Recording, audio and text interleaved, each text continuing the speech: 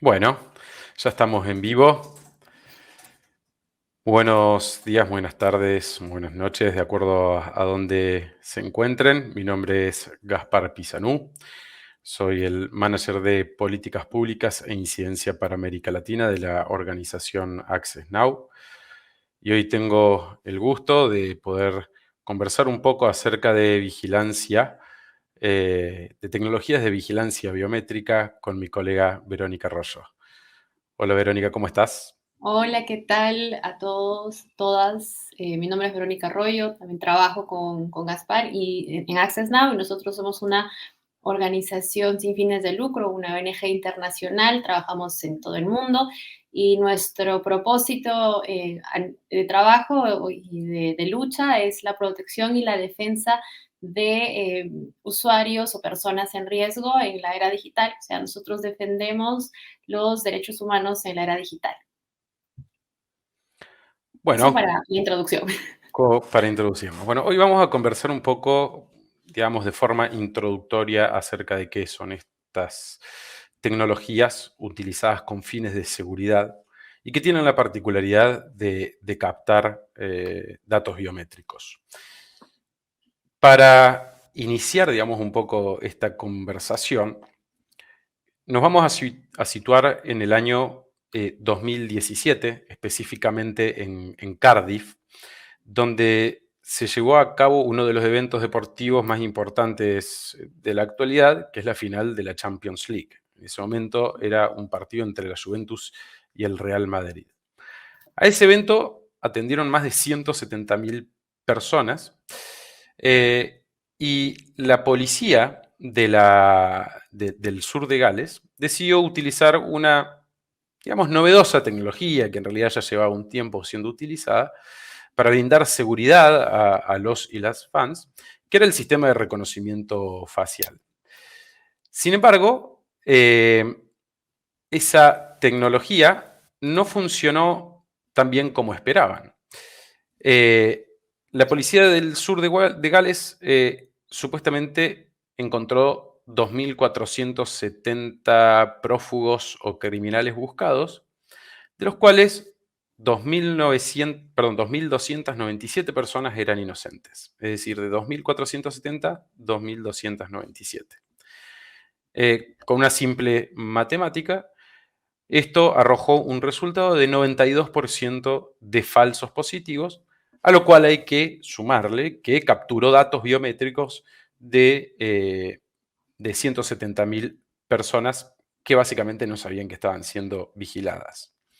3 años después, es decir, en 2020, la justicia de Gales del Sur, es decir, el sistema judicial del mismo lugar donde se aplicó esta tecnología, decide prohibir el uso de reconocimiento facial, no solamente por el problema de los falsos positivos, sino porque entiende que había una interferencia desproporcionada con los derechos humanos. Ahora, volvamos un poquito antes, a 2019, y de este lado del charco. En la ciudad autónoma de Buenos Aires, la capital de Argentina, de donde les hablo, simplemente esta misma tecnología en los sistemas de transporte público. Ese mismo año, es decir, en 2019, Guillermo Federico Ibarrola es erróneamente identificado y es detenido por 6 días. Y el caso de Guillermo Federico no fue el único caso. Pasados 6 meses desde que se aplica esa tecnología, los casos de éxito, digamos, de identificación real de prófugos fue del 18%. Es decir, una tasa de falsos positivos del 82%.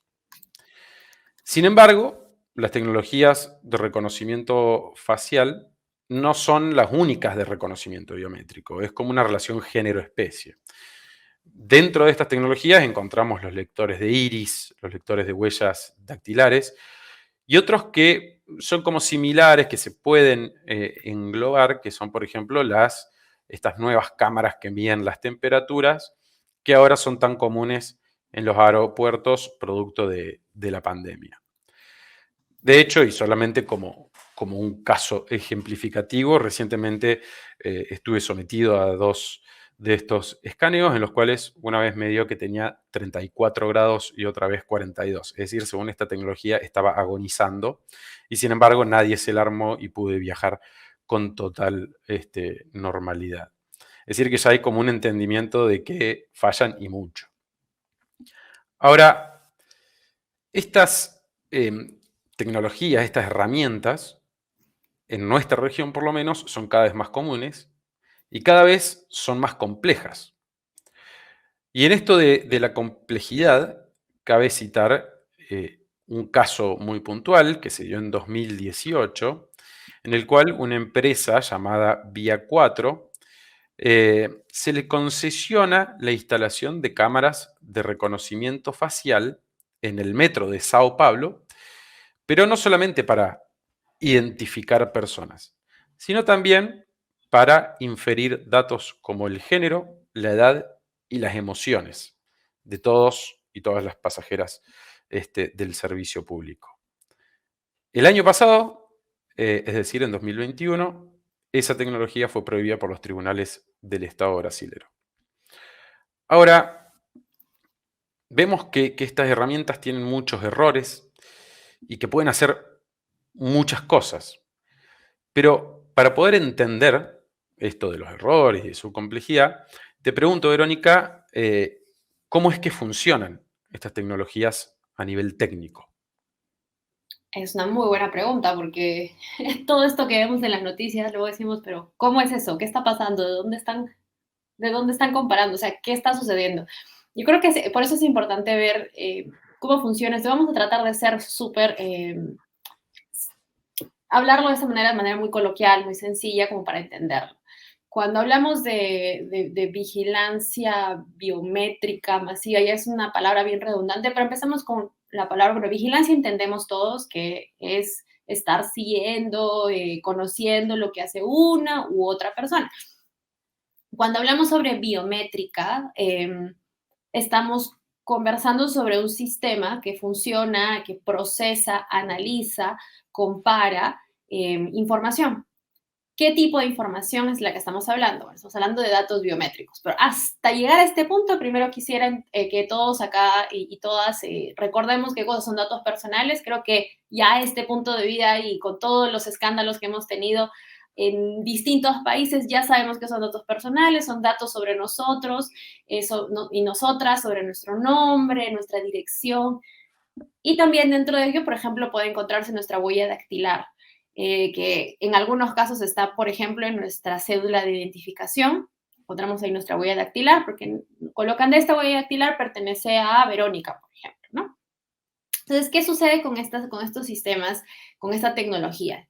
Estas tecnologías usan datos como las huellas dactilares, que son entendidos como datos biométricos. Se entienden datos biométricos porque parten de una métrica que se hace al ser humano, a nuestro aspecto físico y a nuestro aspecto conductual. Hay datos biométricos tanto desde la huella dactilar que les comentaba, como también las proporciones que tenemos en nuestra cara o la imagen de nuestra retina, nuestra iris, cómo suena nuestra voz, cómo caminamos. Todos esos son datos biométricos. Estos sistemas lo que hacen es analizar estos datos.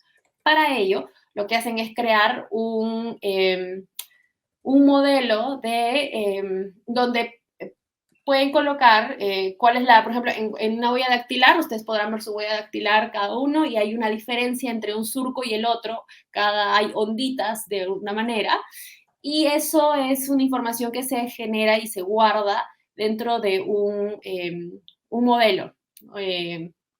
Y este modelo se guarda en algún lado, en una base de datos, por ejemplo, y luego mañana más adelante, en un futuro, cuando yo quiero decir, esa es mi huella dactilar, lo que hago es volver a generar otro modelo y comparo.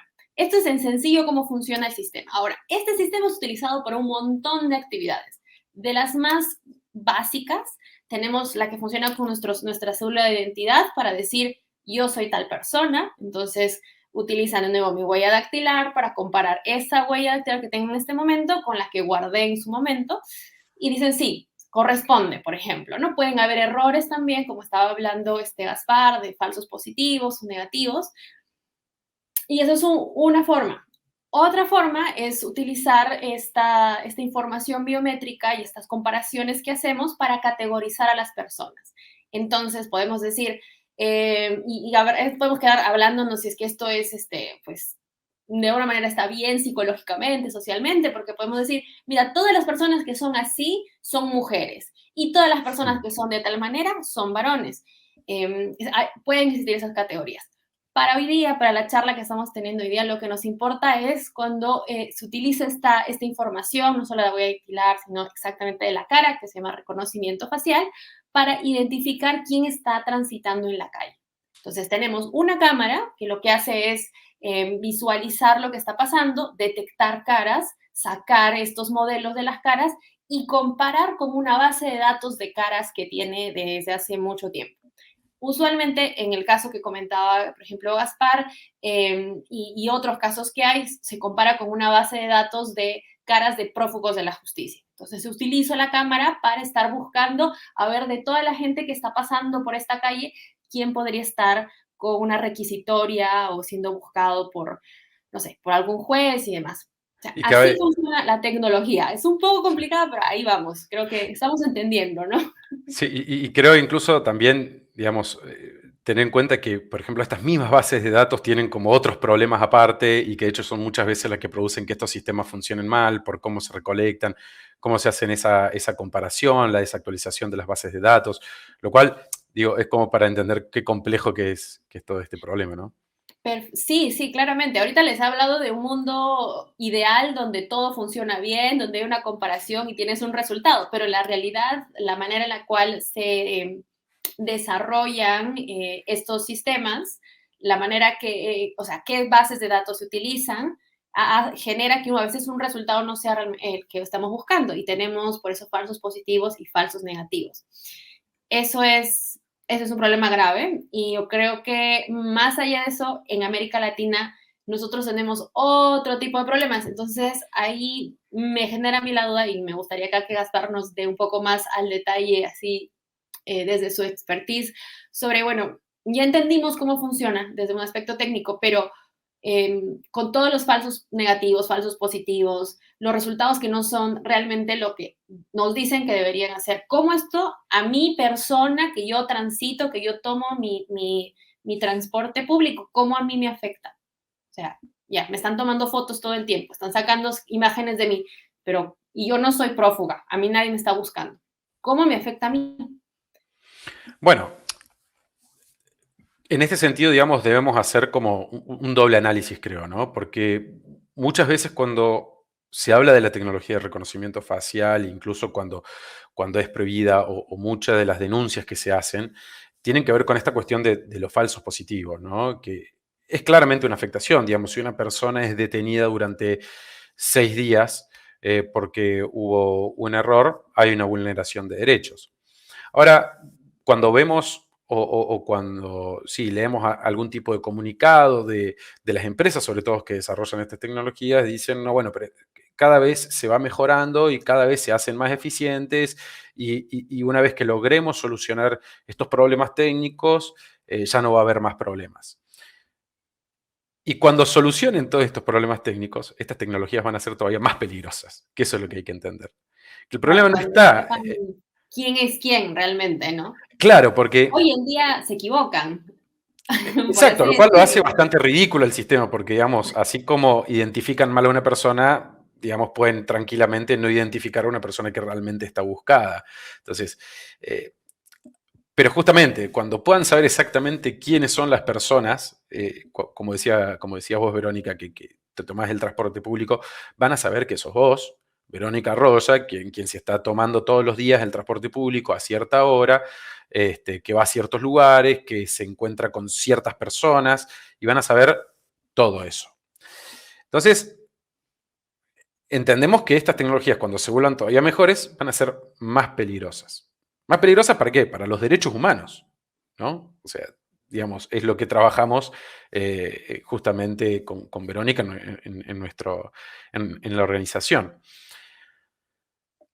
El derecho humano que más claramente afecta y que seguramente es el que se nos viene a todos y a todas a la cabeza es a la privacidad.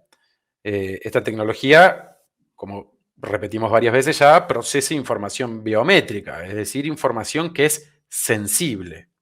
¿Sensible por qué? Porque es una información que puede llegar a ser utilizada en nuestra contra, que puede ser utilizada para discriminarnos arbitrariamente. Por ejemplo, esto que citábamos del caso de Vía 4, en la cual trataban de determinar cuál era el género, cuál era la raza, cuál era la etnia, cuál era distintos datos que justamente han sido los que se han utilizado históricamente para perseguir distintas comunidades vulnerables. Y no solamente que captan datos sensibles, sino que esos datos están siendo captados sin nuestro consentimiento. Como sabemos, las leyes modernas de protección de datos personales exigen que cuando se trate de estos datos se pida el consentimiento de las personas. Bueno, acá no existe eso. Claro, Eh, no hay manera de que yo esté caminando y diga, ay, no, yo acá está la cámara, me voy a ir por la otra calle porque en la otra calle también hay otra cámara. Entonces, ¿qué hago? Me vuelvo invisible, ¿no? Para no... claro, ese es otro problema también, ¿no? Porque, digamos, por ejemplo, ¿qué pasa con nuestros datos biométricos? Nuestros datos biométricos no son como las contraseñas, por ejemplo, que uno las cambia y listo. Nos enteramos todo el tiempo de filtración de datos o que alguien nos hackeó la cuenta, entonces lo que hacemos es cambiar la contraseña y listo. Cuando se filtran los datos biométricos de las personas, no es que pueden ir, bueno, tal vez sí pueden ir a operarse la cara, pero no estaría bueno que, digamos, se filtre una base de datos grande y tenemos que ir todos a un cirujano plástico para que nos modifique ese dato. Entonces, ahí tenés un problema muy importante. Es algo que tenemos para toda la vida y, vuelvo a repetir, y del cual se pueden inferir muchos otros datos. Adicionalmente, al menos creo yo, y creo que la mayoría de las personas tienen un entendimiento similar, no nos gustaría ir por la vía pública acompañados o acompañadas de un oficial de la policía. Nos gustaría reunirnos en una plaza a conversar o a discutir de algo y tener un oficial de la policía anotando las cosas, quiénes están en ese grupo y qué cosas están diciendo o cuál es la frecuencia en la que se reúnen. Y ese es una, hace referencia a una dimensión de la privacidad que es la expectativa de privacidad en los espacios públicos. Nosotros, por más que estemos en un lugar al cual concurra mucha gente y el cual sea público, de todas formas tenemos una idea de que nos encontramos no vigilados. Eh, Eso, digamos, afecta directamente a la privacidad. Pero no es el único derecho humano que afecta esta tecnología. Por ejemplo, un derecho que se ve afectado es la libertad de expresión. Por ejemplo, en el momento en que sabemos que estamos bajo constante vigilancia, se produce lo que se llama el efecto inhibitorio. Para ponerlo en un caso concreto, una periodista se encuentra investigando un caso de corrupción y a sabiendas de que en los espacios públicos va a estar siendo vigilada, que van a saber para dónde va y con quién se junta, puede sentirse atemorizada de juntarse, por ejemplo, con una fuente, ¿no? Puede sentirse atemorizada por riesgos a represalias. Entonces se produce este efecto inhibitorio que se genera como una barrera ilegítima a la libertad de expresión. Otro derecho que se va a ver afectado es el de libertad de reunión y asociación, que de hecho existen casos ya en los cuales estas tecnologías se han utilizado en manifestaciones, para saber quiénes eran las personas que se manifestaban. Y de hecho, uno de los elementos, por una cuestión no solamente de nuestros de tratados internacionales de derechos humanos, regionales y nuestras leyes, sino también por una cuestión de lógica, para poder manifestarnos, digamos, lo que nos impulsa un poco a hacerlo es el sentido del anonimato, de sentirnos libres que después no sepan dónde vivo, por ejemplo, y poder realmente manifestarnos, obviamente, de forma pacífica. Entonces, una interferencia a otro derecho humano. Ni hablar que también afecta, que ya lo dijimos también varias veces, a los derechos, el derecho a la protección de los datos personales por esta cuestión de que es sensible, de que no existe consentimiento. Y existe un derecho que para mí es tal vez uno de los más importantes a nivel conceptual y a nivel legal que afectan el reconocimiento facial, que es eh, el derecho a la presunción de inocencia y debido proceso. Como más o menos sabemos que todos y todas somos inocentes hasta tanto se pruebe lo contrario. Las tecnologías de reconocimiento facial con fines de identificación, como decía Verónica, asume que todas las personas son sospechosas. Hasta tanto se analiza ese dato biométrico que se recolecta y se compara y se descarta que la persona no es a quien se está buscando. Entonces, acá hay un problema legal que justamente están accediendo a información sensible bajo una potencial sospecha de que seas un delincuente. Ahora, hay otros derechos, ¿no? Solamente para ser un poco más sucintos, podemos mencionar también que afecta al derecho a la libertad de circulación, porque como decías vos, Verónica, viste, capaz que a veces porque querés mantenerte en anonimato por las razones que sea, porque es un derecho, tenés que no utilizar el servicio público, porque sabés que ahí te van a identificar. O también el derecho a no ser objeto de discriminación. Por esto que decíamos que hay algunas cámaras que recolectan datos que justamente pueden derivar en discriminación. Sí, a eso inclusive yo le sumaría otro derecho, que es el derecho a la integridad y al desarrollo de mi libre personalidad, porque el que estén tomando datos de mí es como si estuvieran como cortándome el cabello en un momento y volviéndolo a hacer. Y yo jamás pedí, jamás autoricé, no di mi consentimiento para que pase esto.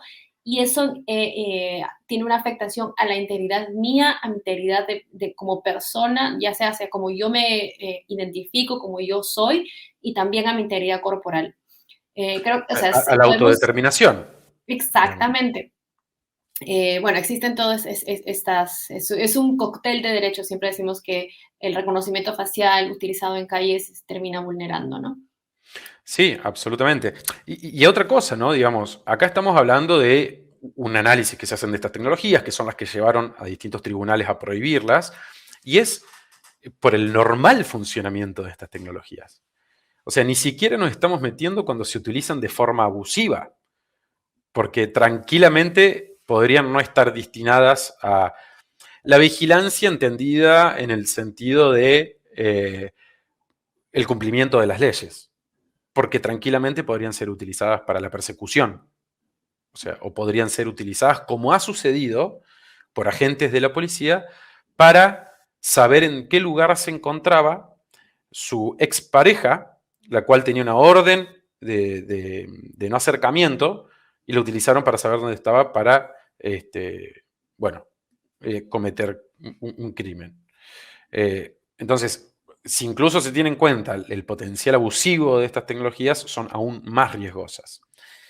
Ahora, sabemos, estuvimos hablando de sus problemas técnicos, de cómo inherentemente son perjudiciales estas tecnologías. Y yo ahora te pregunto, Verónica, ¿qué es lo que se está haciendo desde los distintos sectores para combatirlas? ¿Y qué tenemos o qué puede hacer la sociedad para acompañar esta batalla contra estas tecnologías tan perversas? Sí, se está haciendo muchísimas cosas. Empecemos por eso. Se están haciendo muchas cosas y creo que es el momento en el que cada uno de nosotras, de nosotros, nos sumemos a este trabajo, porque no es solamente de sociedad civil, es de todos y todas aquí. Y para entender qué son estas actividades que se están haciendo, es importante tener en cuenta que de dónde surge la iniciativa de tener estas cámaras en nuestras calles. En sencillos, tenemos a veces a nuestros gobernadores o los legisladores, gobernadores que dicen, vamos a implementar cámaras o un sistema de monitoreamiento en la calle tal y en el sistema de transporte tal y ya está. Y tenemos a alguien que le vende la tecnología también, que a nivel global venden sus tecnologías de reconocimiento facial diciendo son las mejores, tienen un nivel de resultados efectivos así súper buenos, no tienen errores. Esas son la información que tienen y que dan a conocer y así venden sus productos. Por otro lado, tenemos, bueno, financiadores que dan el dinero a los gobernadores para que puedan comprar este tipo de tecnologías u obtenerla, porque nos hemos dado cuenta que hasta de gratis dan. Entonces, nosotros como sociedad civil tenemos que trabajar como que enfocándonos en diferentes frontes. O sea, esto es una lucha hacia diferentes lados. Yo les voy a hablar de dos trabajos bien grandes, porque creo que el tiempo lo tenemos bastante corto. Y un trabajo bien grande para que lo vean todos y todas quienes nos acompañan el día de hoy es revisar la campaña BAN BS, o sea, BAN de prohibición y BS de Biometric Surveillance, está en inglés, pero la información está también disponible en español, en portugués, me parece que también, sí, está en portugués también, y es una campaña global desde sociedad civil, donde se pide a distintos actores, o sea, tanto a los gobiernos, a las empresas, a los que financian a instituciones internacionales, a que por favor nos ayuden a prohibir esa tecnología. Porque como lo ha explicado Gaspar, tiene muchísimos problemas y por más que lo hagamos perfecta la tecnología, no va a generarnos ningún cambio positivo en nuestra sociedad. Y eso hay que tenerlo muy en claro. Esta campaña, si ustedes van a la página web, que yo les digo así súper rapidito, es accessnow.org y en slash pueden buscar ustedes BAN BS o BAN Biometric Surveillance. Creo que les podemos pasar el link por acá y eventualmente esto se llega a pasar donde ustedes están. Y ahí van a ver iniciativas que se están haciendo alrededor del mundo. Hay iniciativas en América Latina, yo les acompaño, o sea, les invito a ver iniciativas que se están dando en México con R3D, iniciativas en Paraguay con TED, iniciativas en Argentina con ADC, con ODIA, hay iniciativas justo ayer se lanzó igualmente una campaña bajo el mismo lema en Brasil y es cosa que ustedes busquen donde estén, cuáles son las iniciativas y acompañar estas iniciativas. Eso por un lado. Ahora, el otro lado que les quería comentar, y aquí vamos a hablar más o menos del trabajo que nosotros estamos haciendo. Nosotros como organización nos estamos enfocando en los proveedores de la tecnología, es decir, las compañías que están promocionando sus productos de reconocimiento facial en América Latina. Y queremos invitarles a unirse a esta campaña donde nosotros buscamos que esas compañías den la cara. Es el momento que no solamente nosotros estemos expuestos a que nos estén analizando la cara, sino que ellos tienen que también responder por este tipo de venta de tecnología que viola derechos humanos. Bueno, Gaspar, creo que este es el momento en el cual damos paso al video que tenemos preparado. Sí, solamente para aclarar un poquito, bueno, esto es una campaña que se llama ¿Por qué nos vigilan? Y está dirigida un poco a también hacer un poco de foco en otros actores que son muy importantes en esto, que son las empresas que desarrollan estas tecnologías. Y que al igual que los gobiernos, son muy poco transparentes, no rinden cuentas y digamos que también deberían ser personas que están en contacto con sociedad civil, con academia, para poder esclarecer o para poder desarrollar cosas que no sean que interfieran tanto con los derechos humanos. Así que si podemos reproducir ahora el video, les agradecemos.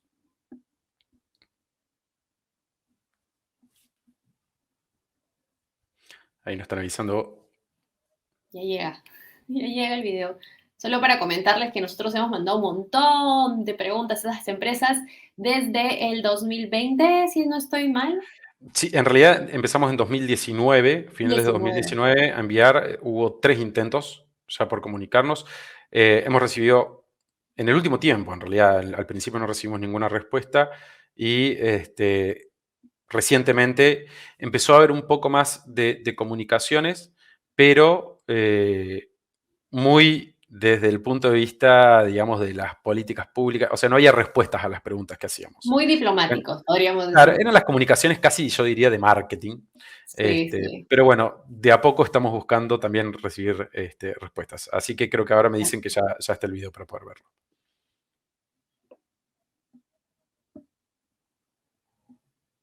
De tecnología de vigilancia masiva respondan en materia de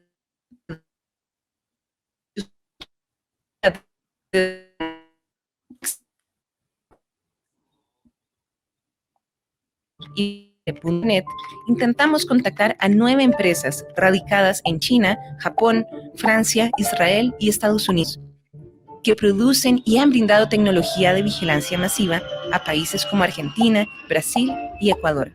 Queríamos saber por qué algunas de estas empresas estaban donando tecnología de vigilancia en América Latina, qué tipos de acuerdo tienen con los gobiernos y quién tiene acceso a los datos. Pero ninguna empresa respondió. Los antecedentes de las empresas que están expandiendo sus negocios en América Latina no pueden ser peores. El gobierno de Botswana utiliza la tecnología de Cellebrite para buscar fuentes en los dispositivos de los periodistas. Los técnicos de Huawei ayudaron a los gobiernos de Uganda y Zambia a espiar a sus oponentes políticos.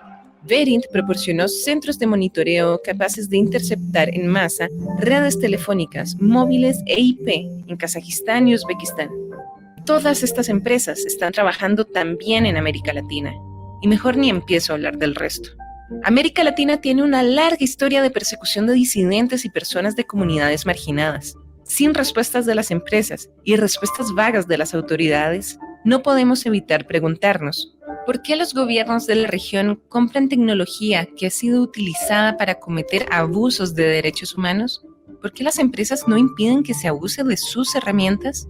Cuando brindan equipo de forma gratuita, ¿qué obtienen por estas donaciones? ¿Y qué se necesita para que por fin las empresas de tecnología de vigilancia masiva respondan en materia de derechos humanos? Exigimos respuestas. Lee el informe. Comparte este video. Etiqueta una empresa.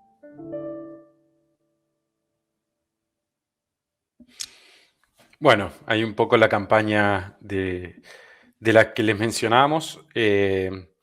Nada, esto ha sido un poco digamos, una conversación introductoria, pero creo que hay muchas cosas más que se pueden hablar.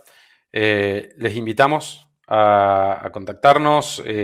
Creo que ahí en el sitio del FITS pueden encontrarnos para nada, conversar más de estos temas si les interesa, para poder participar de esas campañas.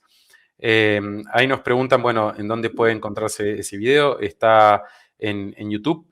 Pueden buscarlo con el hashtag de la campaña, ¿por qué nos vigilan? También en Twitter pueden encontrar mucha información bajo ese hashtag que hemos utilizado para ir comentando no solamente acerca, por ejemplo, de este informe en que nos enfocamos de las empresas, sino también acerca de otros sucesos que se dan en materia de vigilancia. Bueno, con esto yo quiero agradecer a FITS y a todos y a todas quienes estuvieron presentes. Esperamos que más o menos hayan aprendido un poco más acerca de estas tecnologías y nos acompañen en el futuro para lograr una sociedad un poco más justa y menos vigilada. Vero, te doy la palabra. Final. Bueno, muchísimas gracias por estar el día de hoy con Gaspar y conmigo. Nosotros les invitamos a seguir nuestras redes sociales para continuar, porque van a haber muchísimas más actividades en las que ustedes van a sentir que es el momento de actuar también. Entonces, nos pueden seguir en @accessnow_latam. Esto es en Twitter, y también nos encontramos en Instagram bajo el mismo nombre. Ahí nos vemos y seguimos conversando en Internet. Muchas gracias.